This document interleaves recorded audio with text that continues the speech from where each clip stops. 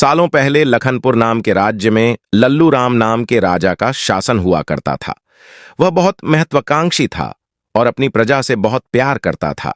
उनके राज्य में चारों ओर खुशहाली थी, लेकिन राजा रानी खुद हमेशा दुखी रहते थे।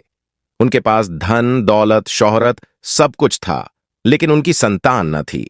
संतान पाने के लिए राजा और रानी पूजा पाठ जप तप सब करके देख चुके थे, लेकिन कोई फायदा नहीं हुआ। एक दिन महर्षि के कहने पर राजा ने जंगल में रहने का फैसला किया। जंगल में अकेले रहने से कि राजा को एक बहुत सुंदर कन्या की प्राप्ति हुई। राजा रानी के साथ पूरी प्रजा खुशी से झूमने लगी। राज्य में चारों तरफ खुशी का माहौल छा गया। राजा ने सारे नगरवासियों को पिता बनने की खुशी में भोज पर आमंत्रित किया। धीरे धीरे समय बीतने लगा। राजकुमारी बड़ी होने लगी। वह काफी सुंदर और गुणवान थी। राजा रानी उसे देखकर ही खुश रहने लगे, लेकिन एक दिन उनकी खुशी को मानो जैसे नजर लग गई। राजकुमारी बीमार पड़ गई। बड़े बड़े वैद्य, नीम हकीम सब इलाज में जुटे, लेकिन कोई फायदा नहीं हुआ। दिन प्रतिदिन राजकुमारी की हालत बिगड़ती जा रही थी। राजकुमारी के ऊपर कोई दवा असर नहीं कर रही थी। राजा को लगने लगा कि एक बार वे फिर निसंतान हो जाएंगे। एक दिन दूर देश से एक वैद्य राजा के महल पहुंचा। देखने में वह अजीब सा था और उसने ठीक तरह से कपड़े भी नहीं पहने हुए थे, जिस वजह से सैनिकों ने उसे राजमहल में प्रवेश करने से रोक दिया। वैद्य ने राजा से एक बार मिलने की बहुत गुजारिश करते हुए कहा कि मैं राजकुमारी को ठीक कर सकता हूं, लेकिन किसी ने उसकी बात पर यकीन नहीं किया। सैनिक उस वैद्य को राजा के पास लेकर गए। वैद्य ने सबसे पहले राजा को अपना परिचय दिया और कहा कि मैं आपकी बेटी को ठीक कर सकता हूं। राजा उसकी बात सुनकर प्रसन्न हुआ, लेकिन उसका रहन सहन देखकर राजा ने भी उस पर यकीन नहीं किया। उधर राजकुमारी की तबीयत दिन प्रतिदिन खराब होती जा रही थी, इसलिए राजा किसी वैद्य पर यकीन नहीं कर पा रहे थे।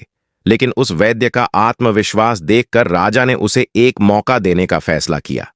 राजा ने वैद्य को बोला कि अगर राजकुमारी ठीक नहीं हुई तो अंजाम भुगतने के लिए तैयार रहना। इस पर वैद्य ने बोला, ठीक है, लेकिन अगर राजकुमारी ठीक हो गई तो मुझे क्या मिलेगा? राजा ने कहा, जो मांगोगे मिलेगा। वैद्य राजी हो गया। राजा खुद उस वैद्य को लेकर राजकुमारी के पास गया। राजकुमारी बिस्तर पर बेजान सी लेटी हुई थी। ऐसा लग रहा था जैसे किसी ने उसका सारा नूर निकाल लिया हो। चेहरा दर्द में डूबा पीला पड़ गया था। वैद्य राजकुमारी के करीब पहुंचा और नब्ज टटोलने लगा। फिर उसने थैले से जड़ी बूटियों से तैयार दवा की पुड़ियां निकाली और राजकुमारी के मुंह में डाल दी। वैद्य ने राजा और रानी से बोला कि आपकी बेटी जल्दी ठीक हो जाएगी। वैद्य की बात सुनकर राजा रानी के मन में बेटी के ठीक होने की एक उम्मीद की किरण जाग उठी। बात सुनकर राजा रानी के मन में बेटी के ठीक होने की एक उम्मीद की किरण जाग उठी। ऐसे ही इलाज करते हुए 2 महीने बीत गए। धीरे धीरे राजकुमारी की हालत में सुधार होने लगा। उसके चेहरे की चमक लौटने लगी। राजा रानी के चेहरे की खुशी भी झलकने लगी। एक दिन वैद्य ने राजा से कहा, महाराज, राजकुमारी अब ठीक हो गई हैं। ये 1 महीने की पुड़िया बनाकर दे रहा हूं। इसे समय पर राजकुमारी को देते रहना। इसके बाद राजकुमारी पूरी तरह स्वस्थ हो जाएंगी। ये बीमारी दोबारा उनके पास भी नहीं फटकेगी।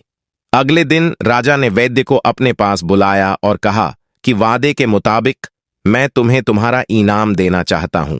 बताओ तुम्हें क्या चाहिए? वैद्य बोला, सोच लीजिए राजा जी, आप अपने वादे पर कायम रह पाएंगे।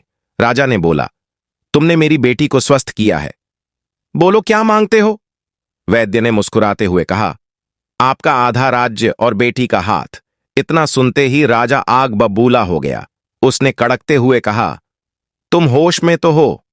अगर तुमने मेरी बेटी के प्राणों की रक्षा न की होती तो तुम अब तक यमलोक पहुंच गए होते।